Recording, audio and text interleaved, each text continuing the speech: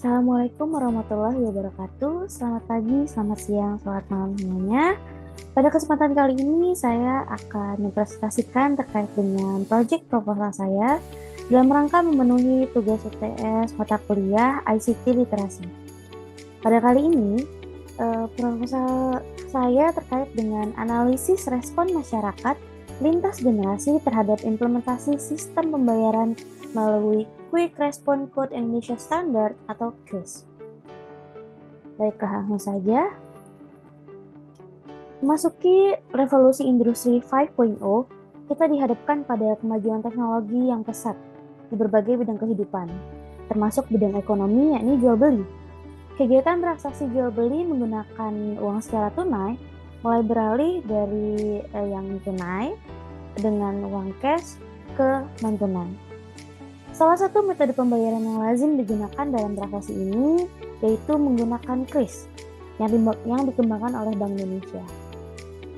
Aplikasi QRIS adalah hasil inovasi Bank Indonesia yang menyediakan layanan pembayaran non-tunai yang bertujuan untuk meningkatkan efektivitas, efisiensi, dan kemudahan pembayaran. QRIS dapat digunakan apabila pengguna memiliki aplikasi pembayaran yang mendukung QRIS, seperti mobile banking. Hal ini tentu saja tidak mudah bagi sebagian kalangan, terutama generasi lama yang tidak terlalu cakap dalam menggunakan teknologi. Hal ini yang menjadi dasar proyek ini bagaimana QRIS dapat memperluas spektrum pemahaman teknologi, namun di sisi lain ada batasan dengan syarat yang harus dipenuhi agar memahami teknologi tersebut. Untuk selanjutnya, ada teori tentang respons. Respon berasal dari kata respon yang berarti kata balasan untuk atau tanggapan atau reaction.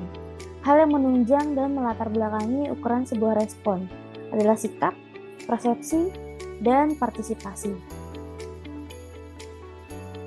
Respon pada prosesnya didahului sikap seseorang karena sikap merupakan kecenderungan atau kesediaan seseorang untuk bertingkah laku jika menghadapi sesuatu rangsangan tersebut. Menurut Stephen M. Covey, respon terbagi menjadi 3, yaitu kognitif, efektif, dan konatif. Kognitif yaitu respon yang berkaitan erat dengan pengetahuan keterampilan dan informasi seseorang mengenai sesuatu. Afektif yaitu respon yang berhubungan dengan emosi, sikap, dan menilai seseorang terhadap sesuatu. Dan konatif yaitu respon yang berhubungan dengan perilaku nyata yang meliputi tindakan perbuatan. Selanjutnya adalah generation. Generasi adalah sekelompok orang yang memiliki kesamaan tahun lahir, umur, lokasi, dan pengalaman historis atau kejadian dalam individu tersebut yang sama, memiliki pengaruh signifikan pada masa pertumbuhan mereka. Sampai saat ini kita mengenal 3 generasi, yaitu generasi X, generasi Y, dan generasi Z atau kita sebut Gen Z. Generasi X itu lahir pada tahun awal dari sekitar 1960 sampai 1980. Ketika Gen Z lahir ini, perkembangan teknologi dan informasi seperti penggunaan PC, video game, dan TV kabel dan juga internet itu masih dalam awal-awal perkembangan. Untuk generasi Y itu generasi yang ada di antara tahun 1980 sampai dengan 1995. Pada generasi Y atau generasi milenial ini banyak menggunakan teknologi komunikasi instan seperti email atau SMS. Dan yang terakhir adalah generasi Z. Generasi Z ini ada di tahun kelahiran 1995 sampai dengan 2010. Generasi Z ini merupakan generasi kerja terbaru yang disebut juga generasi net atau generasi internet.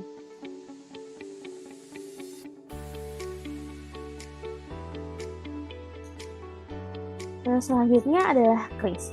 QRIS atau singkatan dari Quick Response Code Indonesia Standard adalah standar kode respon cepat nasional yang diluncurkan oleh Bank Indonesia dan Asosiasi Sistem Pembayaran Indonesia untuk mengintegrasikan seluruh metode pembayaran tunai di Indonesia. Kode QR Indonesia atau QRIS kini resmi didukung oleh Bank Indonesia.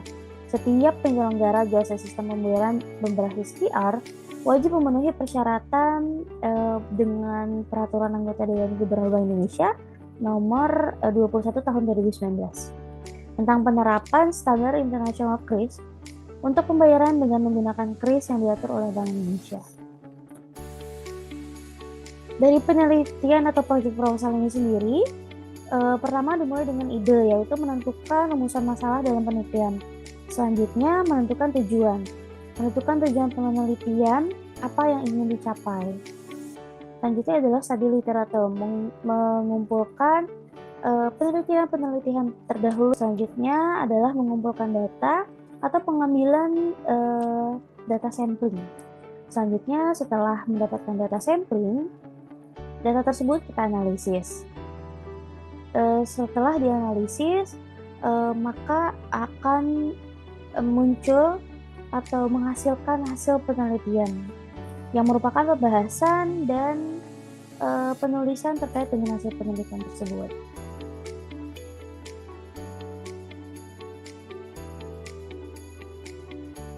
Pada proposal kali ini, jenis penelitian yang digunakan dalam penelitian ini yaitu adalah penelitian kualitatif.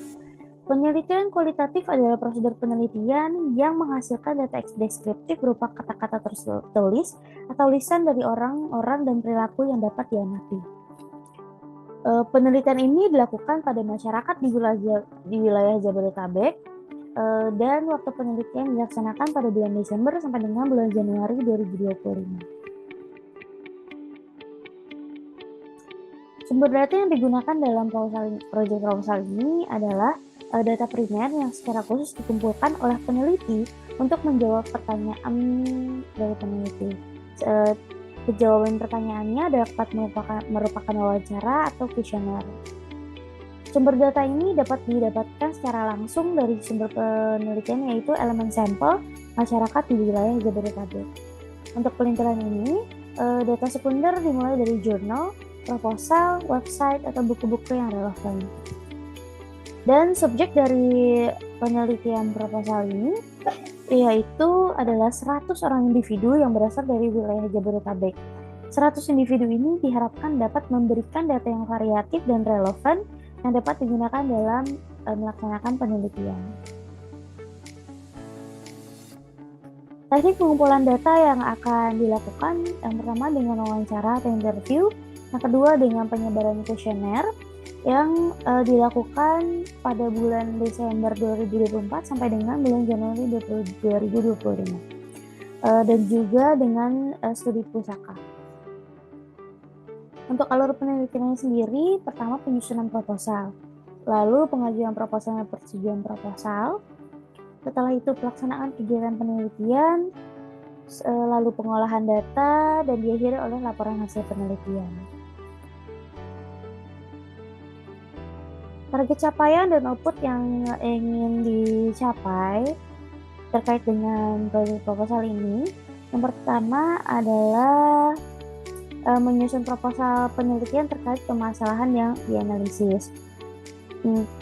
Yang direncanakan akan dicapai tahun 2024. Outputnya adalah proposal penelitian tentang analisis respon masyarakat lintas generasi terhadap implementasi sistem pembayaran menggunakan kris dalam bentuk PDF.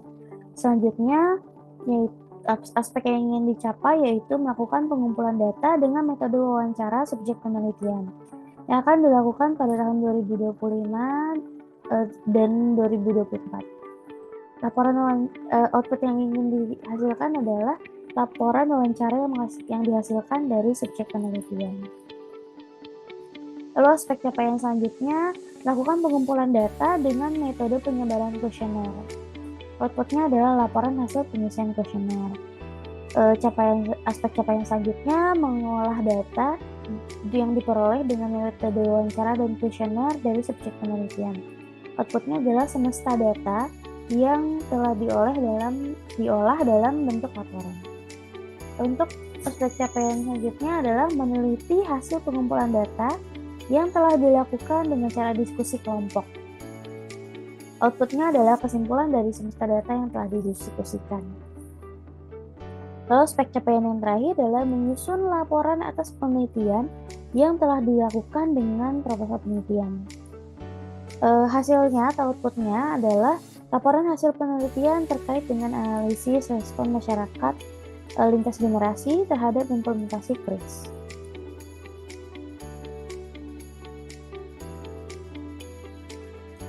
Dan outputnya sendiri secara garis besar yang ingin dicapai dalam proyek ini adalah pemahaman terkait respon masyarakat terhadap perkembangan teknologi yang diimplementasikan pada aspek kehidupan sehari-hari. Dan juga peningkatan pengetahuan terkait dengan variasi pemikiran masyarakat yang berbeda generasi.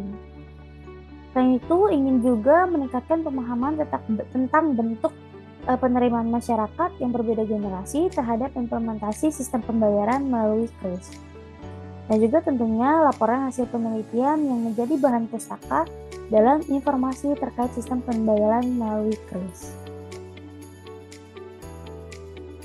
Untuk jadwal pelaksanaan dari proyek ini sendiri direncanakan akan berjalan dari bulan November 2024 sampai dengan bulan Februari 2025 dengan pembagian jadwalnya yaitu penyusunan proposal pada minggu ketiga dan minggu keempat bulan November 2024, pengajuan dan persetujuan proposal kepada dosen pengampu ICT literasi di Universitas Unsia pada minggu pertama bulan Desember. Lalu ada pelaksanaan kegiatan penelitian atau pengumpulan data yang direncanakan akan berjalan pada minggu kedua sampai dengan minggu kedua Desember 2024 sampai dengan minggu keempat bulan Januari tahun 2025. Selanjutnya juga ada pengolahan data yang direncanakan akan berjalan pada minggu keempat bulan Desember 2024 sampai dengan bulan keempat pada bulan Januari 2025. Jadi pelaksanaan kegiatan penelitian ini akan sejalan waktunya atau saling bersandingan dengan pengolahan data. Kegiatan penelitian waktunya akan saling bersandingan dengan kegiatan pengolahan data. Selanjutnya adalah penyusunan laporan hasil penelitian yang direncanakan akan dilaksanakan pada bulan Februari pada minggu ke-1 dan minggu ke-2.